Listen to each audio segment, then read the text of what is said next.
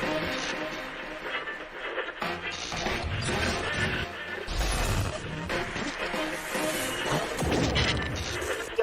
listening to Around Comics. You are listening to Around Comics, episode 403. I'm Brian Salazar. With me today is Chris. No, I got the wrong one. I got you. Here we go. Okay. There we go. With me is Tom Caters. Hey, what's up? No Chris Niesman this week. We finally get time alone, Tom. Finally, just the two of us. Chris's commitment to Around Comics is very loose. It really is. I mean, this year, in the last year or so, it's been, him having to go to plays with his wife. Live theater. Yeah. What? Well, my wife got tickets to the theater. What is this? The 1800s? Listen, dude. We're talking about the Avengers up in here. Right. There's important shit going on here, man. There's important things happening. We can't be going to theater. Yeah, I gave him shit the other day about it. I'm like, are you even committed to this show anymore, man? Do you even like comics? Yeah, you even read comics, bro? Like, whatever. Yeah, he had curling. He had curling tonight. A big curling match. Love. What do they call it? It's a curling Bonspiel. Yeah. Do you concert? There has to be curling podcasts, I assume. There has to. Yeah, there has to be. God, I'm surprised he's not on one. To be honest, I'm surprised. Maybe what if we found out that he was? He's been cheating on us. Sweep the leg. Sweep the leg. Oh God, yeah. Okay, America's top curling podcast. America's top curlers. Yeah. Oh God, we got to come up with some good names. All right, that's people on the listening to the show and the live feed. You got to come up with what would Chris's curling podcast name be. We got to come up with something good. If I knew more about. There's stones, so it's something like stoned cold. Stone cold, yeah. Stone cold curling. And stone cold curling. That's tactical, Chris. Yeah. Stone cold curling, brother. That's right. Yeah. Oh shit. So how you been, Tom? How's things? Yeah, not too bad. Good. Have you we were talking a little bit before the show. Have you gotten enough Joe Rogan news lately? No, I like it.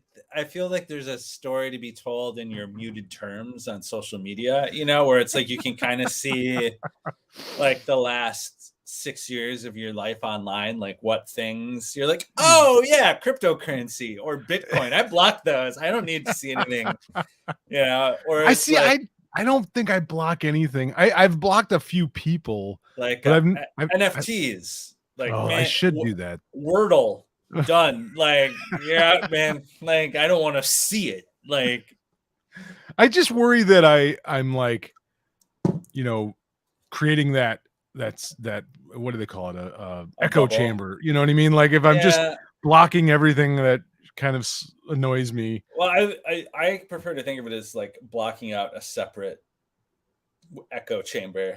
Like I'm just sort of I'm defeating that echo chamber with my echo chamber. Yeah, it's like I care very little about finding out what the hottest news on cryptocurrency on social media.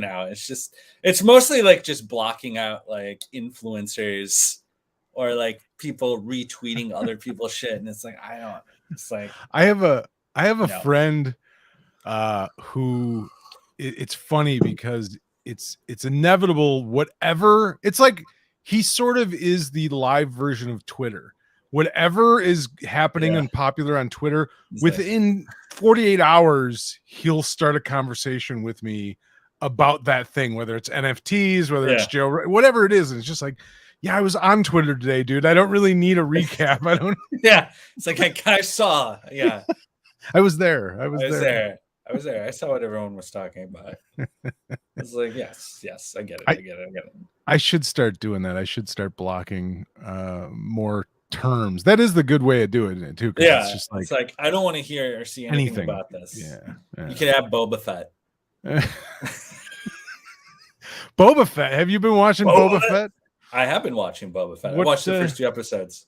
Yeah, me too. I've watched it. What'd you think of it so Very Robert Rodriguez, right? far? Yeah, well, I know he directed the first episode. Did he? I think he's involved in it. It's very him, which means it's cheesy in a way. Like just a little, like kind of on the edge. It doesn't quite have the charm of like The Mandalorian. It doesn't, even though Favreau, I know, wrote at least the first episode. I hate to say this. It's because Pedro Pascal in a mask is still a better actor than the guy. But no, I mean, but no, it's weird, right? Like he's fine. I mean, he's been in so much Star Wars stuff. He's very good, but you're trying like to get him to, I don't know. He's just not as like, I compared it to like, it's because I mean, I give Disney credit for sticking with a 63-year-old actor and pairing him with a 58-year-old actor. Yeah, that's your 2 leads, and it's like, okay, hey, I'll give you credit for doing that. I mean, I don't think a lot of shows are gonna do that when it's not something that's necessarily geared towards an audience of that age group. I mean, this is obviously is to some degree, obviously Star Wars fans, Boba Fett fans are my age and older too, but I would think that, Disney, there had to be some meetings at Disney of like, so who's going to be Boba Fett? They're like, oh, no, the guy that plays. We have a dude who plays Boba Fett. No, really, who are we going to get to play Boba Fett in this gigantic show that we're launching? Well, it's also like, I don't know. It's tough because like somehow in The Mandalorian, they were able to have someone wearing a helmet, like still get across like emotions and like in feelings. Right. And so he never had to take the helmet. You could leave the helmet on for really long periods. And when he did eventually do it, it was a big deal because like you didn't see it, but you felt like you knew him, even though he had the helmet on. Right. Like that was why that has such an impact. It's a really interesting thing too, because I mean, if you go back through that show, he doesn't even have a whole lot of dialogue. A lot of it is just body language, and just the way the scene is set up that you're obviously understand. I mean, he would get so much out of just a sort of turn of his head, and just his helmet turning or just a little bit of body language, and you would understand kind of what he was feeling. You would kind of get that from him. I mean, granted, it's not like there's deep emotional reservoir. But like at least you got like, it. Yeah, you understood like kind of what he was feeling. Yeah. And I just think it's tough he's constantly taking the helmet off. Like it's so leave weird. it on. Leave it on. Especially in fight scenes. Yeah. He's a 63-year-old man and for 63 he's in pretty good shape. Yeah. But he's 63. He doesn't move around so great. And it really shows in these really big action scenes where he's fighting 5 guys and there's a bunch of martial arts and stuff going on. And it's like, it reminded me of like an episode of Beretta when, Robert Blake was already in his 50s and he's trying to like, punch and kick, bad guys around, that kind of thing. And it's just like, he's always got his helmet off and like, he talks too much and like, but it makes it sound like I hate it. I don't hate it. I think it's fine. It's like, it's okay. There's like cool parts in it. Yeah. There's always, they always find a way to like get, whether it's like an evil bounty hunter Wookiee and you're like, that was cool. Oh. It's like, that's cool. That was pretty cool. I gotta admit. It's like, yeah, that was good. Like my son was like, what? Like, oh, the idea there could be like a bad Wookiee. Yeah, it was just like, who's that? He's all like black and gray and it was rad. It was it was. I can't. Yeah, it's not terrible. It's not. I mean, I don't hate the show or anything. And I did think the second episode it kind of went off the rails. The whole, I get the fact that they're sort of humanizing the Tusken Raiders and using them as sort of an analog for whatever oppressed people, indigenous people, that kind of thing, which I think is cool, actually, because it's like, what did we ever see of the Tusken Raiders? Nothing. But then it kind of got weird to me when he's like, all the strange ceremonies that are obviously very, or also that he just gets to be one. Yeah, he's like brought into the tribe, and he carves a staff, and it was strange. Though I'll say the actor playing the Tusken Raider that teaches him the real badass ninja Tusken Raider, great actor, but never has to take the helmet out. You totally get the character, and you totally like, oh yeah, I know what that character is like about. You gotta be a guy like what's his name, the guy that's played like all the weird characters in the X-Men movies and the Marvel movies. I can't think of the actor's name now off the top of my head, but he played the Sith Lord. That was a different guy. I'm thinking of the guy who played not Andy Serkis. Andy Serkis. He has that almost like over animated body language because he's talking through all this makeup and just character designs and all this stuff. Ray Parks is the other guy that played I can't remember anything anymore, Tom. This is what's the goddamn horrible it's Sith one Lord? of these two guys. Yeah. Here's one of them, and I don't know either one of their names. No. But it's the other. He played Gollum. Well, Ray Serkis played Gollum. Serkis. Andy Serkis. Ray Parks played, what's the Sith Lord with the double lightsaber that everyone hated? Darth Maul. Thank you very much. Thank you. Yep. Yes. There you go. But like that, those kind of guys where they really have. My point was that they have to really kind of almost overact, to get through the makeup kind of thing. But I don't know. It's okay. I'm gonna keep watching it, obviously, but it's not. I did see someone online was like, "Man, this is too cheesy for Star Wars," and I'm like, "Have you seen Star Wars? Have you ever watched Star Wars before?" That's like, trust me, it isn't. Like, I don't.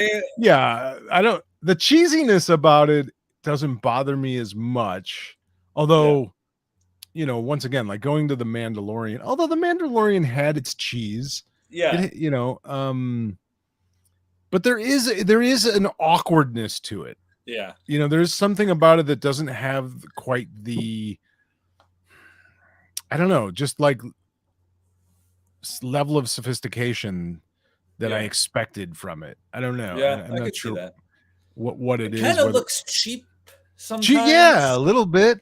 Which seems weird. Like I don't quite understand.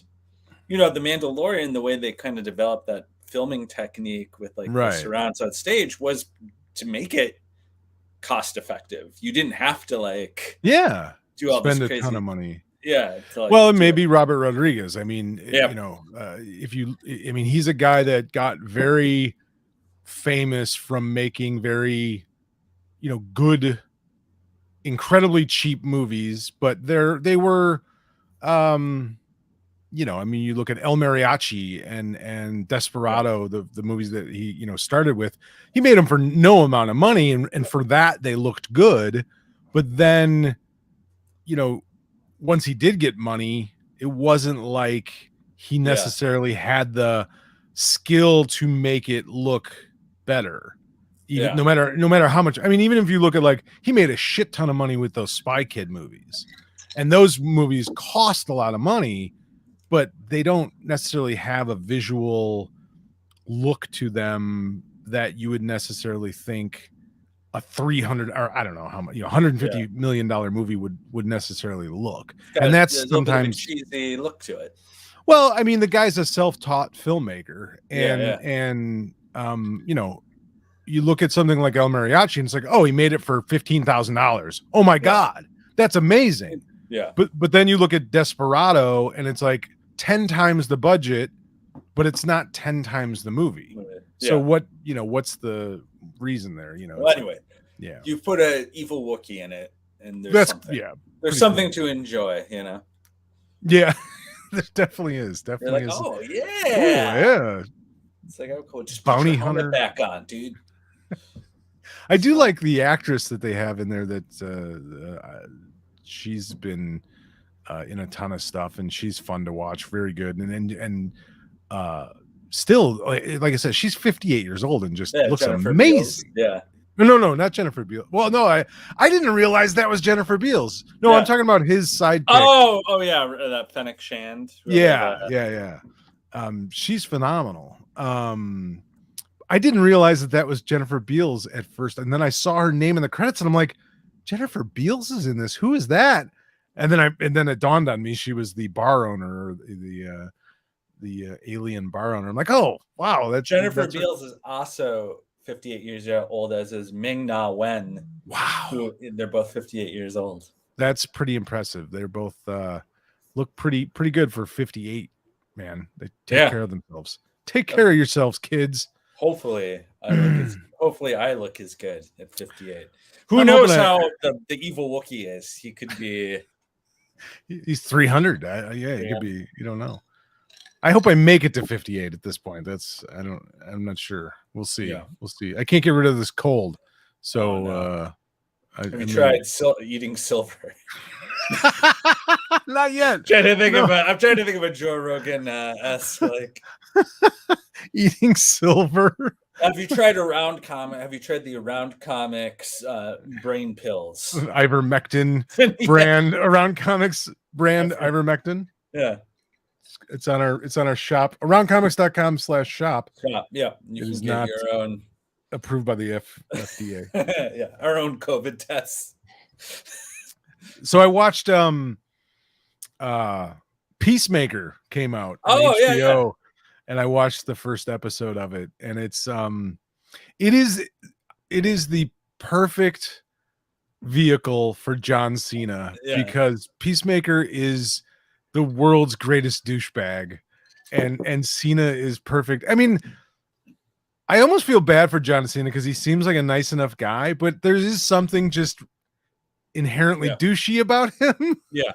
Like, and I always kind of felt bad for him as a wrestling fan because he kind of embraced the fact that just as many people hated him, maybe more people hated him, even though he was a babyface wrestler, the people still hated him. And but this show, it was pretty. I mean, it's outrageous. His father is played by Patrick.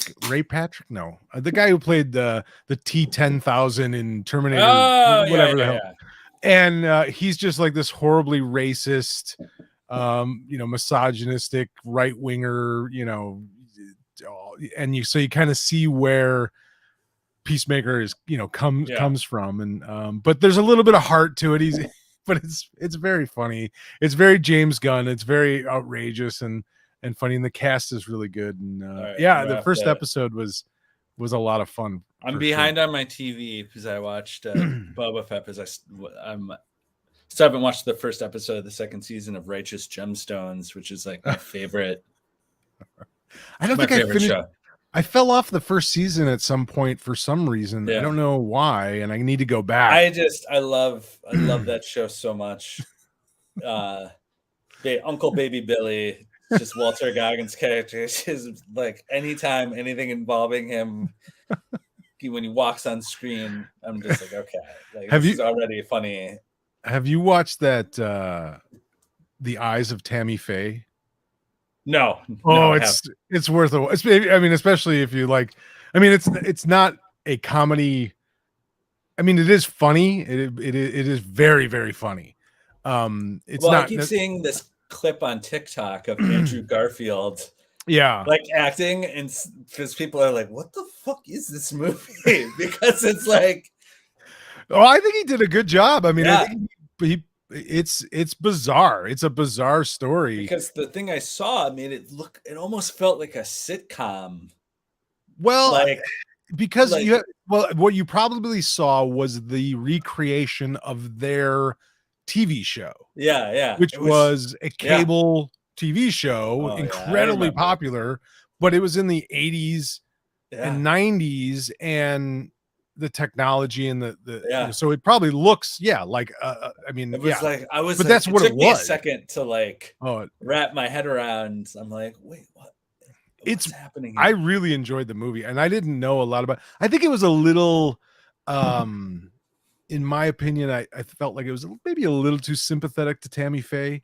It made it seem like she didn't really know what was going on much, and she was sort of an innocent victim to some degree.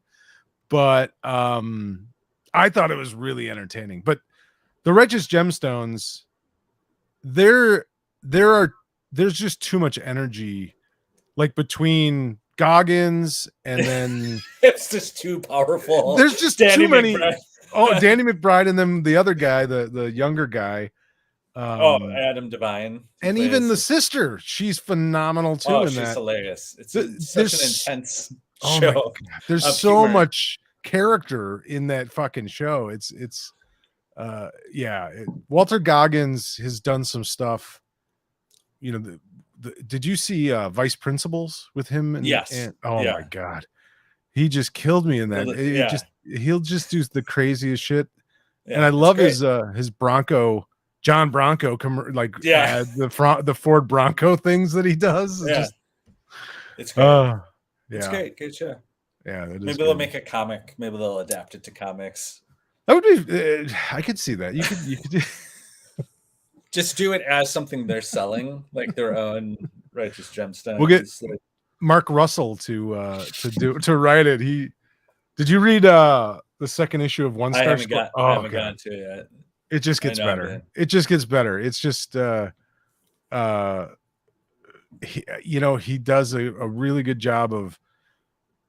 It's dark and funny and almost sad. It is kind of sad at parts, but like it's more comical, and it's such a great idea, that comic, and to do with these characters. But although the one thing I just can't, and they kind of touch on a little bit, is like Plastic Man shouldn't really be in there. Like, he's way too he's powerful. He was actually in the Justice League. Yeah, Plastic Man's, but the rest of it is really good. Yeah. I read a good comment. I think you might like. It's called what is it called? Let me look here. Apache Delivery Service. Oh, I did read that. Did you read that? Yeah, I did. Interesting book. I had no idea where it was going. I mean, I was kind of interested in it at first because it reminded me of Scalped. Yeah. Remember Brian Wood? Was that Brian Wood? Nope, that Scalped was Jason Aaron. Yeah. Sorry. But he also had that Vietnam War, that 6-issue one. I forget what Jason Aaron wrote, like before Scalped. I think it was his first. Oh, what was that? I remember us talking about that. Yeah. At the time. Shit, what was that called? I can't remember what it was called. Oh, I lost Tom. He's gone. He hit the wrong button. All right, folks, it's just me for now until Tom gets back. And he's almost back. Hit the wrong button. It's The Other Side.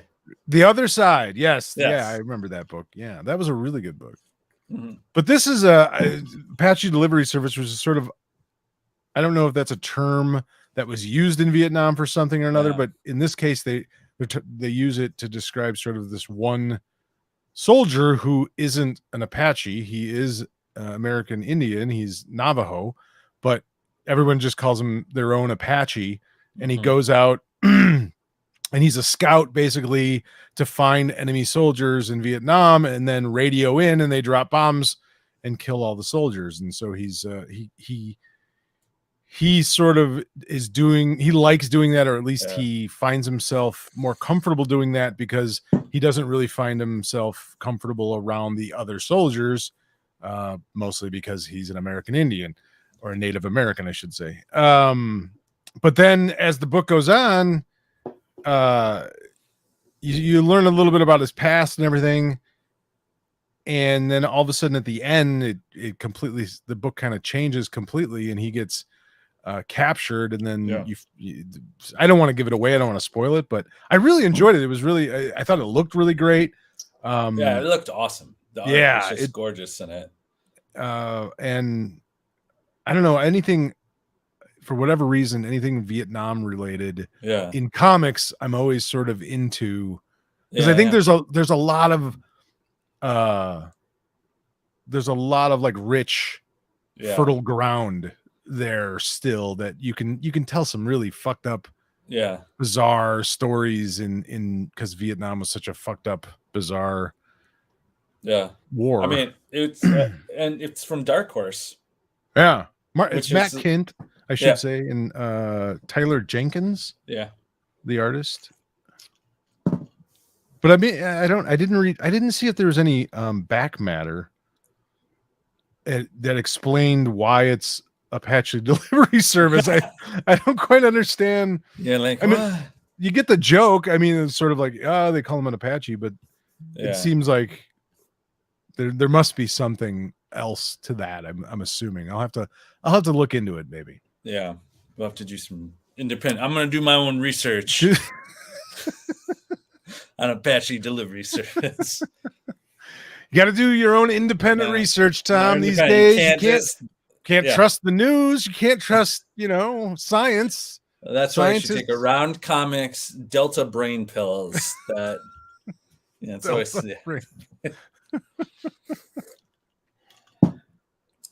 Omicron brain pills. Omicron. Yeah. Oh my, Omicron. Oh my.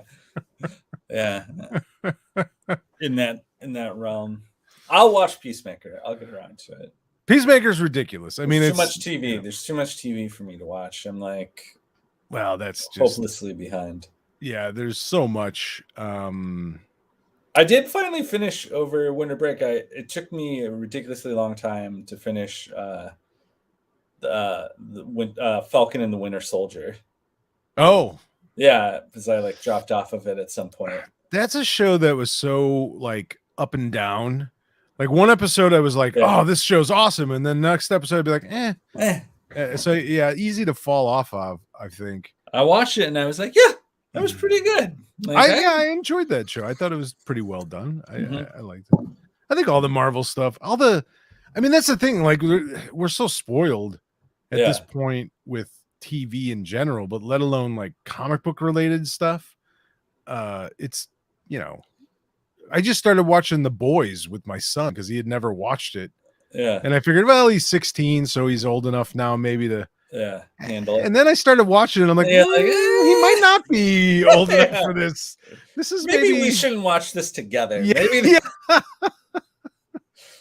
The good thing is my son, because he's mine, he has a pretty sick sense of humor already. So that kind of stuff doesn't, it doesn't. You're like, here, sit down with your old man. Let's watch. Let's watch this horrible, awful show. This will be fun for us. Yeah, you can question. I'm questionable as a parent for sure. I've made some questionable parenting decisions. My son's 8. He's not seen any of the Marvel movies. His guns. Yeah, I might let him. There's lots of guns. Lots of people die. I could see that. Yeah, 8's a little. It's still like Toy Story. I think it's the level. Intense. It's Star Wars. Yeah, Star Wars. Well, It's there's like lots of guns in Star Wars, though. But they're like robots and masks. They're like blasters. I don't know. For some reason, it feels more like not as violent. Yeah, the intensity is sort of like a lot of the Marvel stuff is super action violence. But all his friends have seen him. Really? At 8? Yeah. Yep. I'm trying to think. Like, I mean, my kids have grown up on the Marvel movies, but I'm trying. So when did Iron Man come out? That was how many years ago now? 10, like 100, 12 years. 100 1,000 years ago. Literally 1,000 years ago. I'm gonna look it up because it's gonna be longer than we think, and it's gonna be like, oh fuck. Yep, 2008. Yeah, so my son was only 3 when that came out, so he didn't.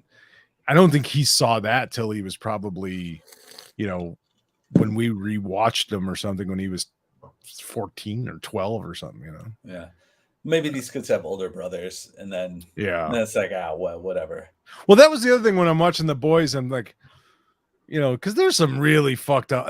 We were talking about this on ACTV, me and Chris, and I was saying, I forgot how fucked up that show is. And like the first episode, the one superhero dude gets kidnapped and is missing. So the other guy, the speedster A-Train, has to go to a kid's Make-A-Wish meeting, but the kid, you know, is dying of cancer. He's laying in a hospital bed. He's bald, and he's like, "But I wished for translucent, not you." And he's like, "Ah, it's okay, man. I'm A-Train. I'm here." And he's like, "But that was my only wish." And then A-Train's like, "Well, maybe he can come back like next week." And the doctor's like, "No, that's not." I'm like, Jesus, this show is really fucked up. And I kind of forgot. But then I'm like, well, what was I watching at 16 years old at my friend's house? Oh God, yeah. Yeah, I mean, you know, and I'm like, he's got a phone. He has an iPhone. You know, it's like he could watch anything. He could watch anything he possibly could, you know, want to watch. You know, I don't. So I think at this point I've lost that battle. If you know, we'll see. We'll see when my son demands to see them. We've rewatched. But my kids get on these kicks now, I mean, especially with COVID, where we have in the last couple of years we have rewatched all of the Marvel movies, all the Star Wars movies, all the Spider-Man movies now because the latest Spider-Man movie that came out. They just get on these kicks of like, let's just watch. You know, these. What was their favorite Spider-Man movie? Probably. Well, my son's a really big Tobey Maguire fan, and he's always, I don't know if he's doing it just to be contradictory, but the two movies that he has always loved the most out of superhero movies were Batman and Robin, which is universally renowned as the worst Batman movie ever. Yeah, it stinks. It's terrible. And then Spider-Man 3. Oh wow, which he fucking loves, and I'm like, I don't know what I did wrong. I don't know how, but I don't know. But he's a big Tobey Maguire fan. But they love the new one. I mean, the new one was, you know, is really good, and they, you know, it's like everything though. I mean, they're doing such a good job with these franchises of like building to these moments. You know what I mean? Like the last two Marvel movies are basically this culmination. They built for 10 years, 15 years, they built to this moment, and then they pay it off. And it's the same thing like with Spider-Man. You know, they do this great job of like, okay, you've been watching these characters, and so now we're really going to pay off your fandom. Yeah. You know, in this last one. And it's just like, I don't know. It's some part of me is just like, I love it as a fan. There's, you know, I mean, I'll be honest. I was crying through Spider-Man like for like the second half of that fucking movie. Like there's just these gut, you know, like just pulling your heartstring moments as a fan of the movies that they're just playing with you. But they got me. I can't, you know what I mean? Like you got me. Andrew Garfield, nobody's favorite Spider-Man. But he has this wonderful moment in the newest movie, and it was like, oh, you know, it's just like, it's just like, oh, that's just so great, you know. It's just, I'm just fucking bawling my eyes out, you know. And they part of me is like, oh, this is awesome for, you know, being a fan of these characters my entire life, being a fan of the comics, being a fan of the movies for a decade. Yeah. Part of me loves the fact that they're doing it, but then part of me just feels so fucking manipulated too. You know? Just like, I just got played hard by this Spider-Man movie. I try to let go of my cynicism with it and just enjoy it and just be like, just feel the feelings. Yeah, man. Just, you know, just enjoy it, because why be that crotchety sort of cynical fan that's just like, oh, there's, you know, like, what the fuck is the point? just be like, yeah, This is beautiful, man. yeah. Is this evil Wookiee making me cry? Yeah. It's like yeah. Yeah, a little bit. I teared up a little bit I at the teared up. evil. It's fine. Is there going to be an emotional moment with him later? Maybe. I don't know. It could be. be. I mean, yeah, it's a silly kind of thing, but I mean, like I said, being a fan of this stuff for 40 fucking years now, really, it's Paid like, all off. right, yeah, I'm gonna enjoy me cry. You're manipulating me. That's what all movies are. They're just trying to manipulate. Well, yeah, it's all storytelling really, isn't it? They're trying to. Now I sound like Tactical Chris. Hollywood's just manipulating you, libitards. Yeah. It's just Hollywood with its left-wing agenda is making us all soft. Crying in a Spider-Man movie as an adult man. I did. I cried. Over and over again. Just over and over. Yeah, I mean, well, I'm just now, once I turned to a dad, I just became very soft. I'm like crying at commercials. Oh yeah, just like there is something real about that. Like I mean, before I was a father, I think like literally the old joke of like the only movie I ever cried at was Old Yeller. You know what I mean? Like, and then after I became a father, I don't know. It's just like, okay, do I start producing estrogen, different hormones, and now, it's like everything. This holiday commercials make me cry. It's like time goes past quickly. I do want to talk to my Nana on Christmas. My children are growing up. What happened? Where is the time gone? Where's life gone? Yeah, I mean, just crying at everything. I did not have any tearful moments yet at Peacemaker, so okay, good. there's not really. I mean, the thing is, I watch a lot of like Disney movies with my kids and Pixar movies. Oh, those will get you. Those will get you every time. I'm like watching Wreck-It Ralph. Oh, with my son, and he's like, "Are you crying?" I'm like, "No, I'm fine." No, something in my eye. No, it's all right. It's fine. Dad, it's okay. Come to the party. You get to be part of it. Yeah, it's always just constant. It's just like, God. I don't know which the Toy Story where like they're all gonna die in an incinerator. Oh, and yeah. That was one of those where it's just like, oh, okay. Oh God, they're accepting their death. That was the movie where like, if I don't stop fighting the urge to cry, my head might explode. Like if I don't just let. Yeah, the Pixar movie that I felt was designed to make like dads cry was Coco. Oh yeah, it's like this movie is built like to target dad. Like, watch, just like, oh God, I'm like 25 minutes in, I'm already crying. It's not fair. That's how I've always told like the one thing, whenever I have a friend, someone like who's younger than me, and they're gonna have kids, and they ask about it, or we're talking about it before they have kids, and it's like I always kind of felt like giving advice about being a parent's kind of silly because you just are going to have to go through it. But I would always say the one thing about it, and you won't really understand it until it happens, is you will love your kids more than it's fair. Like it will not be fair how much you love your kids. And it's hard to describe that unless you're a parent, but it's like you just, it's like nothing else, and that's you'll figure that out. But then all these goddamn movies, and they just take advantage. I have feelings. I'm a man. I have feelings. Tactical Chris has gone for 1 week, and we're just crying like a bunch of babies. Make me cry.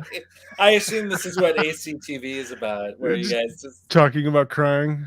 Not so much, surprisingly not. I cry at the end of Jackie Brown. No. It's like, how much did this Quentin Tarantino film make you cry? Like every Not that much, honestly. 10 to 15 minutes. No, Yeah. not Tarantino. But I'll come on ACTV and we'll just talk about movies that Make us cry. list your top 5 tearjerkers. Just like Top 10 tearjerker movies of 2021, 2022. Dune. I cried at Dune. so many times. I don't remember crying. Did I cry? Spice. The Spice.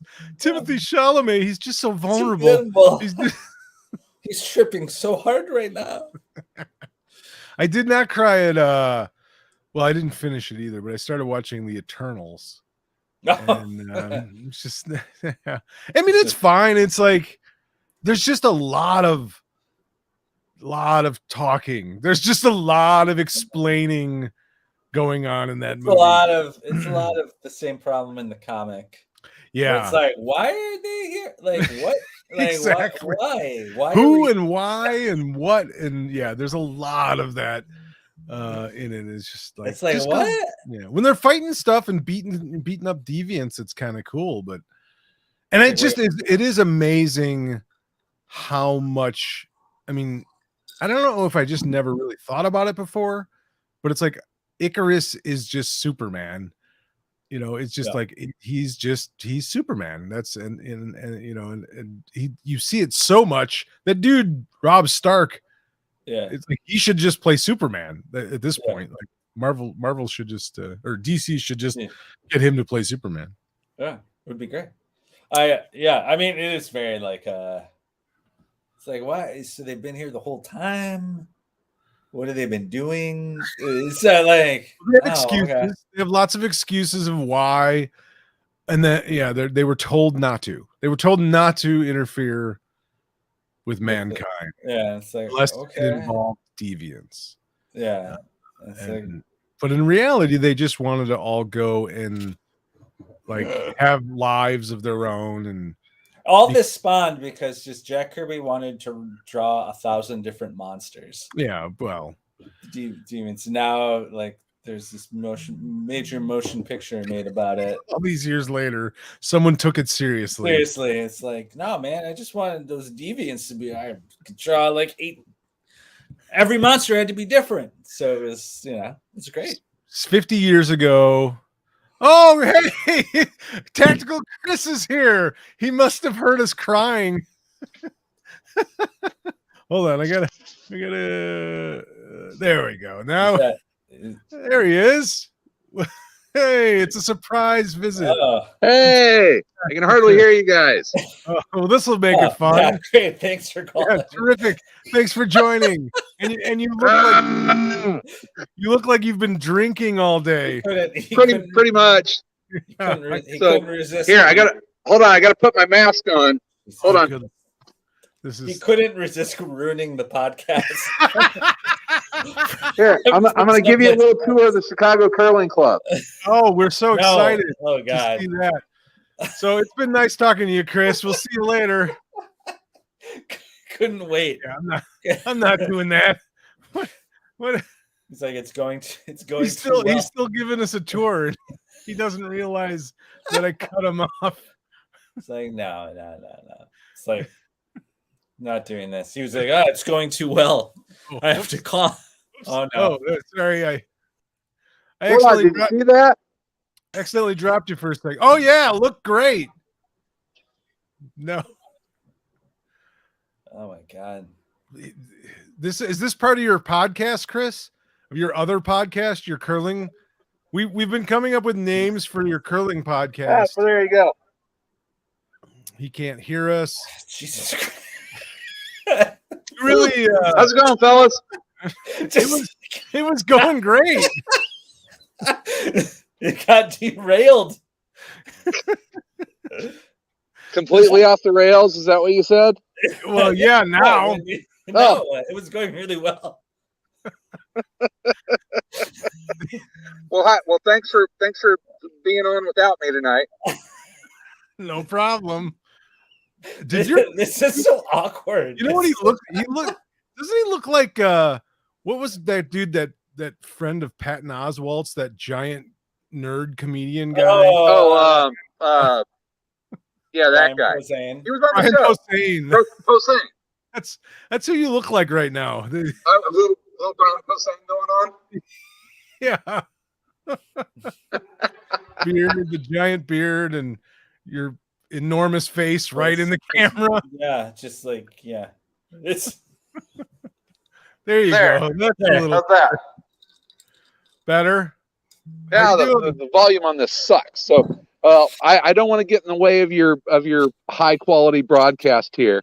I just wanted to say we got off the ice, so we did okay. So, Good. I mean, does it ever happen where you don't all get off the ice? no. Well, some people. No man left behind, Chris. No curler left behind. Yeah. All right. Well, I'll catch up with you guys later. Sal, I'll talk to you on Sunday. Right? All right. Yeah. We'll see you, man. Have a good one. All right. Bye. Bye. Curling Modoc. Yeah. That's Modoc. Joe G, that is the best comment of the year. You win something. Chris's giant face. Just like Tactical Modoc. Oh, that's the best comment, Joe. You win. I'm gonna send you a T-shirt or something for that one. Chris's giant face. Just like, hey guys, I can't hear you, but I'm gonna just show you around an ice rink with chairs in case you've never seen one of these. Because you've never seen a sheet of ice with no one on it. Yeah. Have you ever seen an ice rink? There's the part where it's an ice rink and the part where it's not. In the chairs. I used to go to ice rinks when I was 7. My favorite part, though, is that he honestly felt like he was saving us by popping in. Yeah, he's like, "Oh God, I gotta check in with these guys, make sure things aren't off the rails. Yeah, got to make sure it's good." There was like just a hint of sadness to it. Like, oh, thanks for soldiering on without me. I know it probably is a bad episode. Probably won't put it out. But yeah, they shouldn't even release it. I don't think. That's terrible. I mean, it must have been driving him insane. So I know if I was doing something else, there's 0% chance I'd be like, I'm gonna call these guys and make sure it's going well. Oh shit! Not gonna happen. I'm not calling in. Hey, what's up? Hey, how you doing? How you doing, guys? Hey, how you doing, guys? This is some good stuff. This is going to be great. A great podcast. A classic, pure audio experience. Classic moment in Around Comics history. It's Chris. Where's the farthest Chris has been from? Well, we're all in 3 separate places. I was going to say, how far has Chris had to travel to ruin the show from a separate location? This time from an ice rink. He's in an ice rink in Chicago. He's actually the only one in Chicago. Wow, this is the closest. He's closer to us now than he usually is, and yet still, and yet didn't help. No. Where's his rink at? Is it in Chicago? Well, this one I think he was at. Yeah, it was. It was United Center. It was in a closet at the United Center. Yeah. I don't know. Yeah, I don't know. I know he's played in one right by my house. There's one that's like 5 minutes from me, maybe 10, that he's played at. But and then there's one that he's played.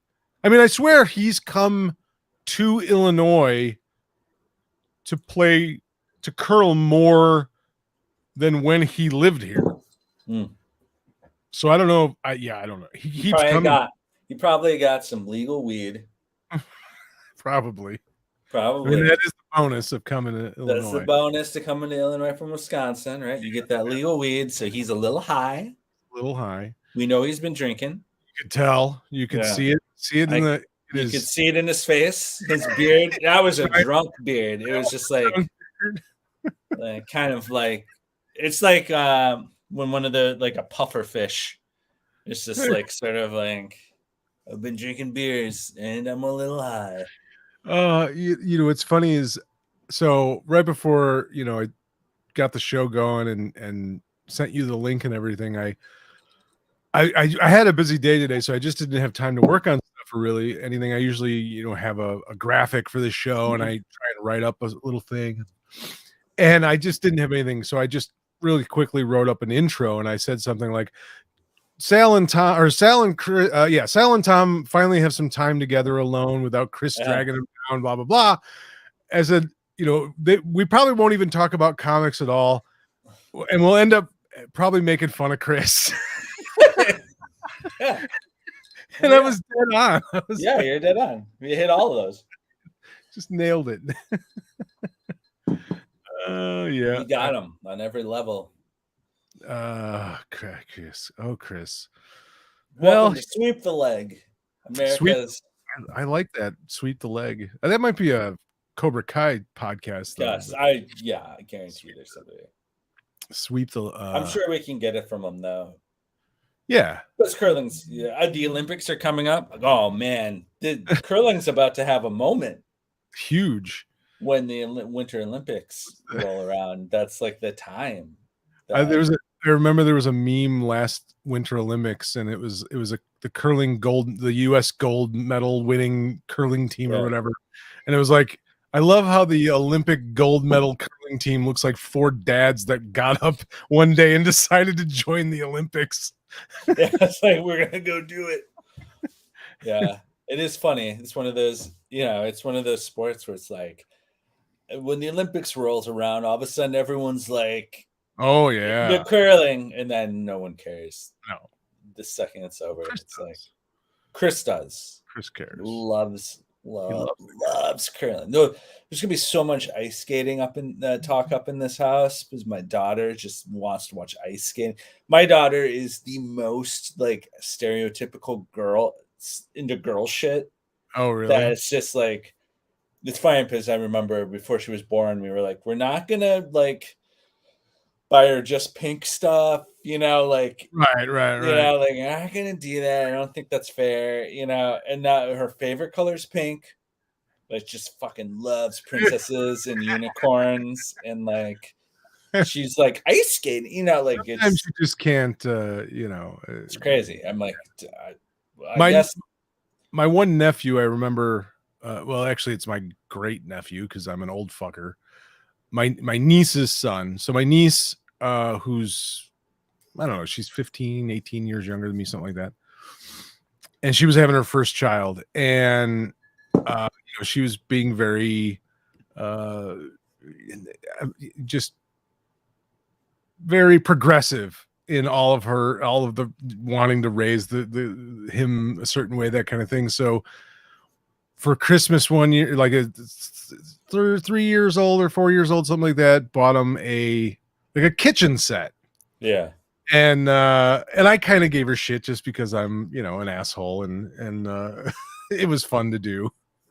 And she's like, well, just because he's a boy doesn't mean he's just going to play with, tools, or he can be and I'm like, yeah, I know, I'm just giving you a hard time, whatever. And then about 3 months later, I see the kitchen set. It's like out in the yard and hasn't been touched, and he's playing with dirt and just rocks, and just anybody he's, I mean, so there's sometimes you just can't help what a kid's gonna do. Yeah.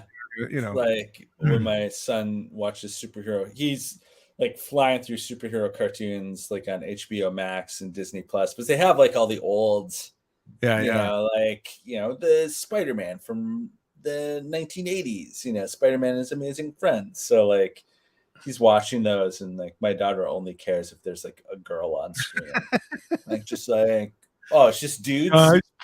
Sausage party. Fuck yeah, it. It's like, is Wonder Woman up in this? Yeah, I'm like, oh, it is a real, like, I mean, that is the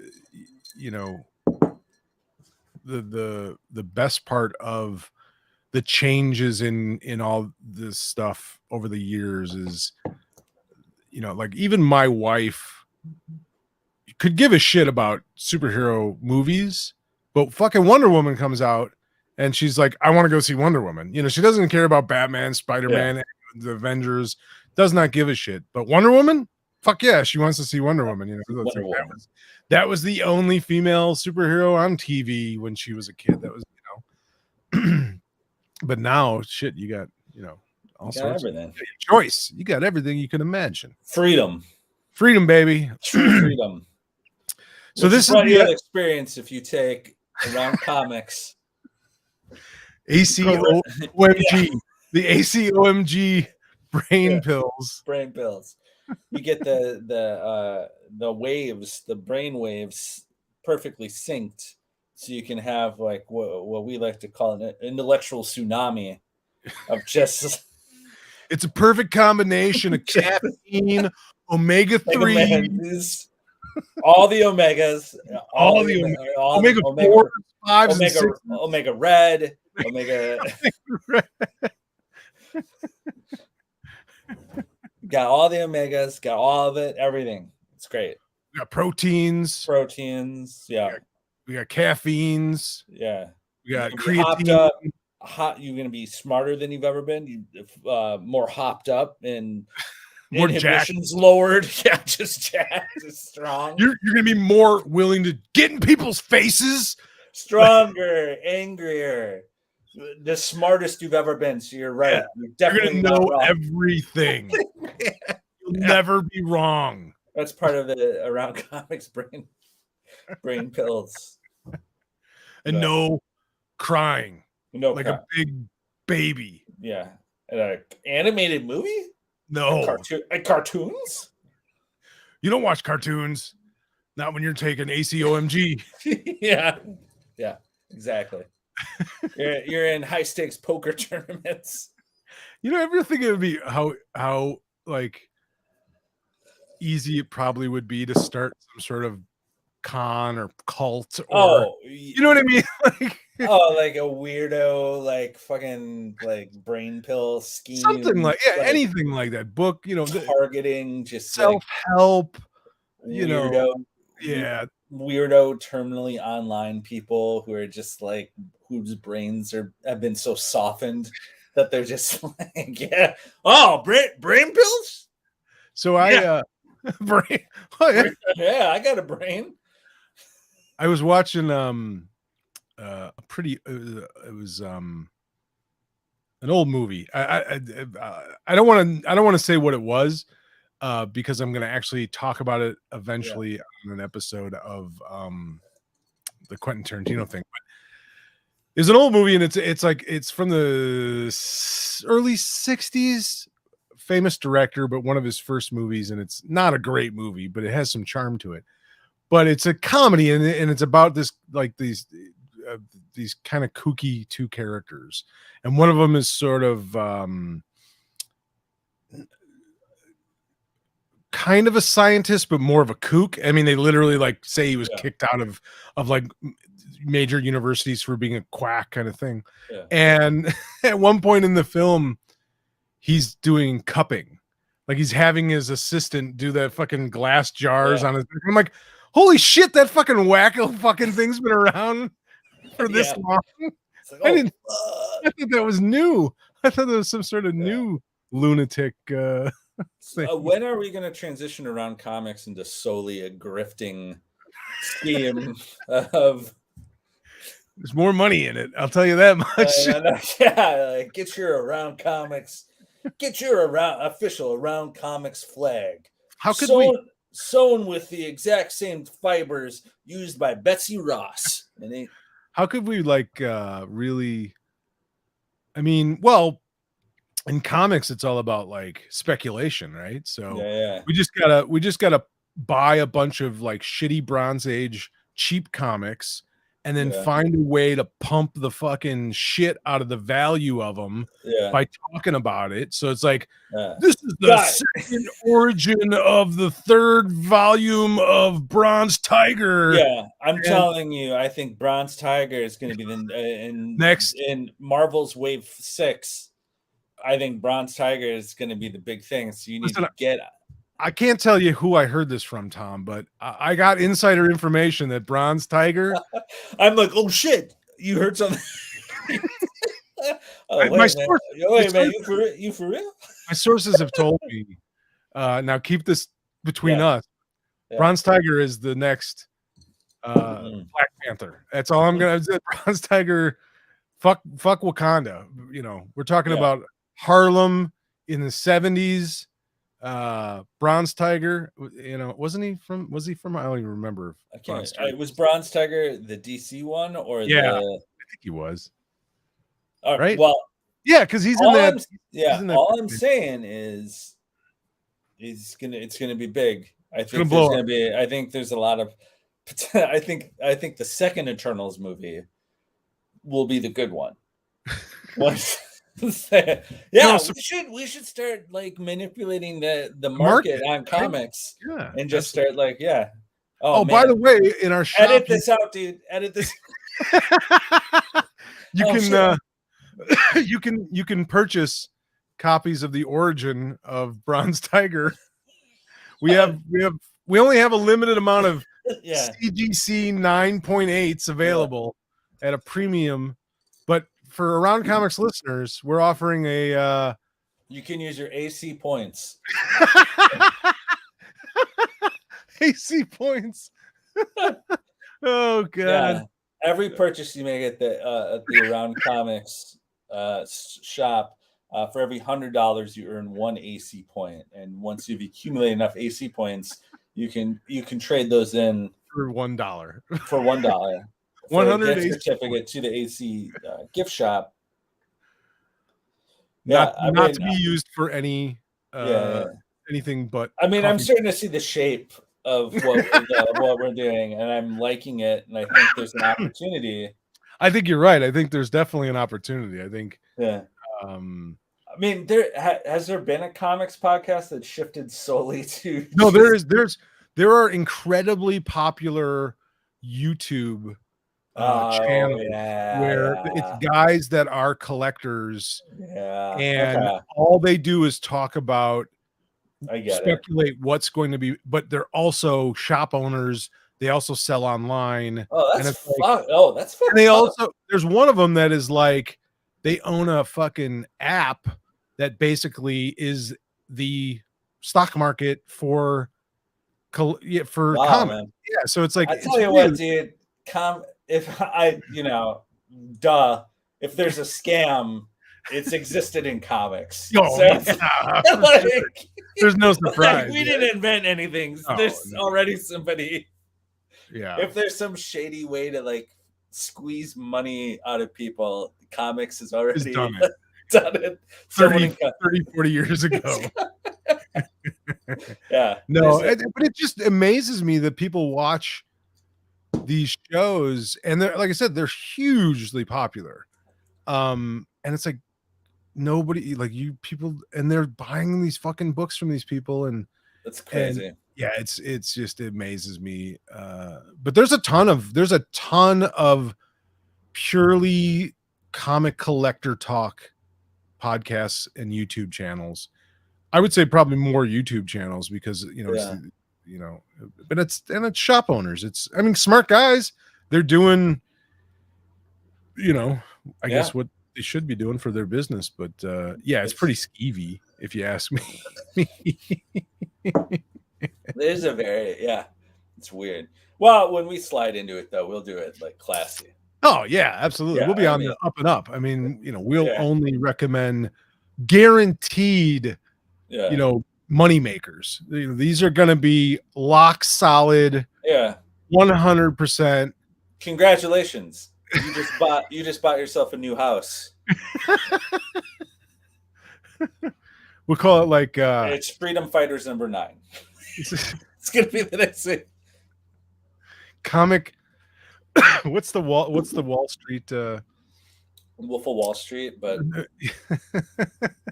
Yeah, you'll just come out and be like the Wolf of Comics, and yeah, just like manipulate my way. the Wolf of Overstreet. There you go. Yeah, that's a good one. Does that even exist anymore? The Overstreet price guide. I mean, that was kind of the same thing, wasn't it? Just sort of. They set the market, so it's like, this is what this costs. Yeah. Oh, thanks. Oh, comics. Oh, comics. You shady as fuck industry. I spent like the last, I don't know, a couple of years like reading a handful of books on the history of comics, just being more interested in that kind of stuff. And then I would get to the point though where I'm just like, I don't know if I want to read any more of this fucking shit, because it really is just people getting screwed over. And we ran a scheme where we bought all our paper 1 year in advance, but we had to use all of it within a year. And that's why we printed 25. It's always like some weird shit. They're like, I guess I didn't need to know. Yeah, I don't want to know how the sausage is made sometimes. That's why we printed the Creeper. It was we had to use the paper by the end of the year. And it's like, oh my god. Yeah. I don't know. I think I think it's anything where you have that people that you have the people that are making the stuff sometimes that just want to, that love it. Yeah. But the people that want to make money off of that are usually, and that's anything, you know what I mean? Like it's the same thing in music and movies and any art form. I think you have the people that, are compelled to make shit. Yeah. And there's people that are like, oh, I can make money off of that. And I don't have any other, talent. So I'll just, making money's a talent, right? Yeah. This fungible token. Hey, and lucky for you, AC Faithful, you can have that. We can teach you how to have that talent, how to cultivate that talent. You got, when you are harvesting your future, which is what you are, you have to start with the seeds, and the seeds are the AC OMG Omega pills. Listen, I don't play any fertilizer to grow the next phase of your life. I rely on ACOMG 100% before I make any speculative buy. Yeah. When I'm going to drop $18,000, $20,000, $40,000 on a comic book, because I know it's going to double in price, in value. I eat like 20 of them, and I'm just like, yes, do it. Let's do this. And like first edition bottles are actually getting pretty expensive now in the resale market. People who don't even take them and just sell the bottles unopened. I happen to have a few that are for sale. Well, we didn't tell. Not a big deal, but well, we didn't tell anyone. We've been in production on ACOMG for 18 months now, and what we didn't tell anyone is that first run there are 3 secret autographed bottles underneath the lid. The there's first only run, it was too good. It was too powerful, and just it couldn't put that out in the public. No. So I think it was a good idea for us to hold back, to autograph those 3. Yeah, that was it. Obviously. ACOMG Extreme. That was Extreme, yeah. OMG exclamation mark. Oh my god. I think we're gonna have to come up with an actual ACOMG, some sort of like vitamin or candy. Or something. Candy, Candy would be good. Patriot paste. Patriot paste. You can eat it. It's topical. You can put it on you. It's just whatever. Listen, whatever's bothering you. When I'm in the woods, yeah. When I'm in the north woods of Wisconsin hunting a buck, I use Oh, Patriot paste, yeah. slather it all Yeah. over. It smells like deer urine, of course, but as you assume, but also freedom in a different way. Nothing smells like freedom like deer urine in the woods. That's the smell of freedom. It attracts deer, raccoon. Heat. There's a good comment here. You need AC OMG gummies. Ooh, there we go. Yeah, that we could probably do that. Those are. I actually now, like, no joke. I have family in Michigan that grow CBD weed legally, and so I mean I do literally have a supplier of CBD that we could have manufactured into like CBD OMG CBD. Yeah. AC CBD. AC CBD. ACBD. CBDs. Yeah. That we could get that done maybe. All right, we're gonna start a new Patreon goal. If we get another 50 signups, we're gonna come out with everyone gets a bottle of AC CBD OMG Omega gummies. Omega CBD. It's got omega 3s, omega 4, alpha predator, gamma event, apex predator, all that, all of them. We got it all covered. Yeah. I do like that somebody on here suggested we should do a tactical Modoc t-shirt. Would be kind of fun. Chris's giant face just is the show going okay? Well, tactical John Byrne. It's tactical Modoc John Byrne. Tactical Byrne. Yeah, John Byrne. Yeah, he would have swooped in with more of an agenda though. Chris was very loose. He had no plan of what he was gonna do. Hey guys. Hey. I can't hear you.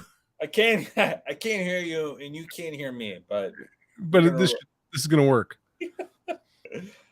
All right. Well, we're about I think we're over the time limit. Chris would not be happy with us. We're we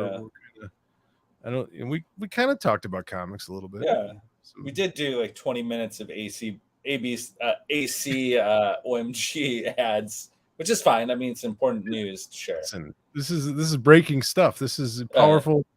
It's like Reed Richards. I'm not saying it can cure COVID, but there is no empirical data saying that it can't cure COVID. A lot of people are saying it's more effective than a mask. A lot of people. I don't like. There's some studies from Norway.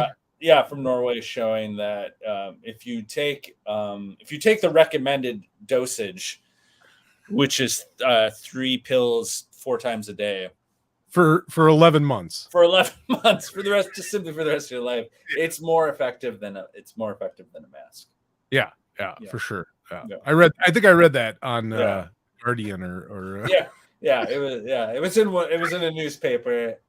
Everyone's it's network. I think there was a big thing on one one of those. I mean it's why it's worth talking about for so long. It's just public safety. Well, it's a service. I mean, we're doing a public service. Yeah, selling them for as cheap as we do. Yeah, we barely make a profit. Practically giving it away. Yeah, almost. Yeah. All right, that's enough. I'm choking here. All this laughter. I'm choking on laughter. Yeah. All right, Tom. Well, thanks everybody for listening to the show, watching the show. You guys in the chat feed, as always, we appreciate you guys so much. Turns out Chris is important for the end. Yeah, he has to wrap. We don't know how to end the show. We're just like,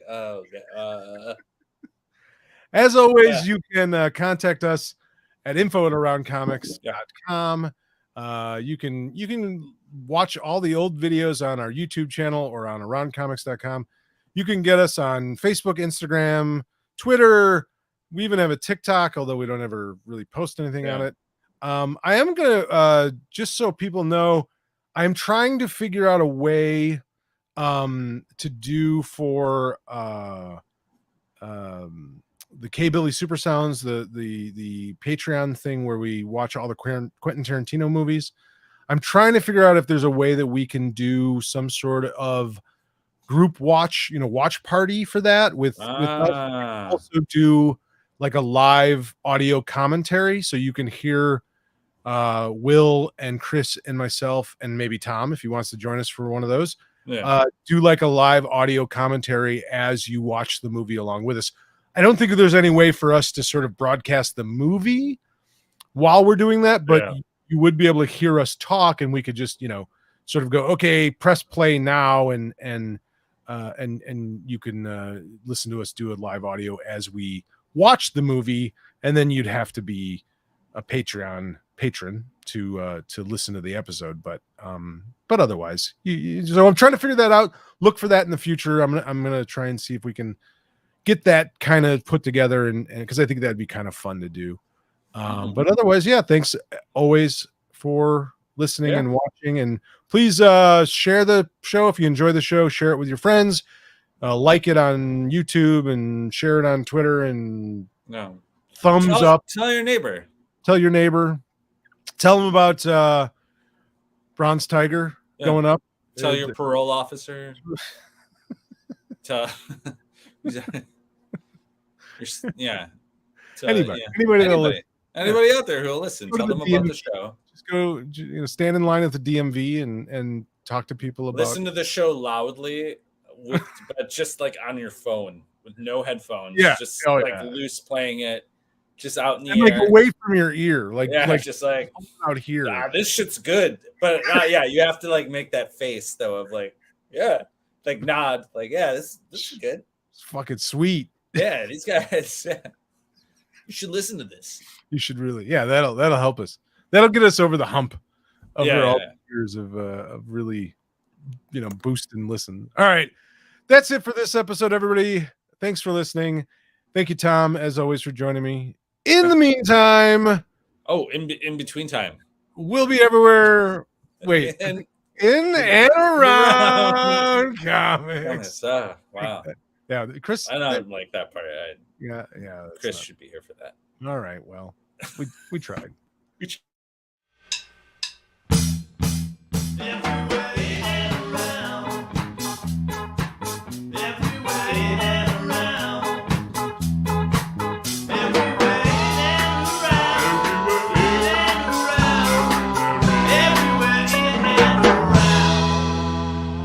Comics.